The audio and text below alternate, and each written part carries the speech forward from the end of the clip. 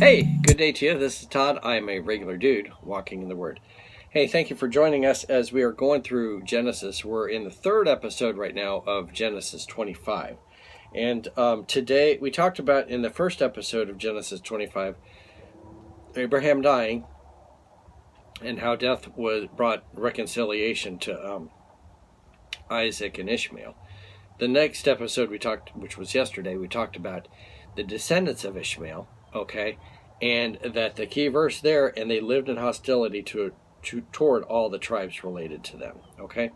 We're moving on from this now because that Ishmael is really out of the picture. We won't hear from him again, except these tribes will always be enemies of Israel, okay. But let's move on here. We're going to start today. We're reading Genesis chapter 25, verses 19 through 26. And it's called Seeking the Lord. Okay? So let's read. This is the account of the family line of Abraham's son Isaac.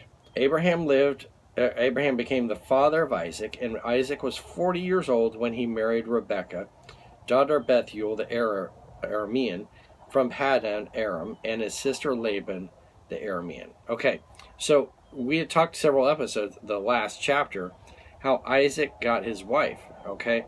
So this gives us some insight here. This wife, Rebekah, came to Isaac when he was 40 years old, okay? So he wasn't just, a 16-year-old like, oh, gee, I got to have a wife. No, he was like 40 years old here, okay, when he got his wife. 40 years old. And so we're picking up the story here. Isaac prayed to the Lord on behalf of his wife because she was childless. The Lord answered his prayer, and his wife Rebekah became pregnant. Okay, so this is the first thing, that there was no children from Rebekah, and he's like, oh no, what am I going to do? And it was, you got to remember back in those days too, if you didn't have children, you were despised, and like something was wrong with you. You were living in sin or whatever. Okay, and so she couldn't bear any children, and so he prays, and God answers that prayer. Okay, so that's the first prayer that happens here. So the Lord answered the prayer, and his wife became pregnant. Rebekah became pregnant. Verse 22: the babies jostled each other within her, and she said, why is this happening to me? Okay, she could feel the movement in there, and she's like, something wrong here?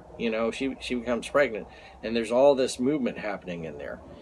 So she went to inquire of the Lord, okay? Remember, her husband had inquired of the Lord for her to get pregnant. Now she's like running into, you could say, pregnancy complications, and she's like, oh no, what's going on here? And so she goes to the Lord also, all right? So she inquired of the Lord. In verse 23, the Lord said to her, 2 nations are in your womb, and 2 people from within you will be separated. One people will be stronger than the other, and the older will serve the younger. When the time came for her to give birth, there were twin boys in her womb. The first to come out was red, and his whole body was like a hairy garment. So they named him Esau. After this, his brother came out, with his hand grasping Esau's heel, so he was named Jacob. Isaac was 60 years old when Rebekah gave birth to them. Okay? So this was a 20-year time period from when they got married, when Rebekah came into his life, they got married, and since they had children. Okay?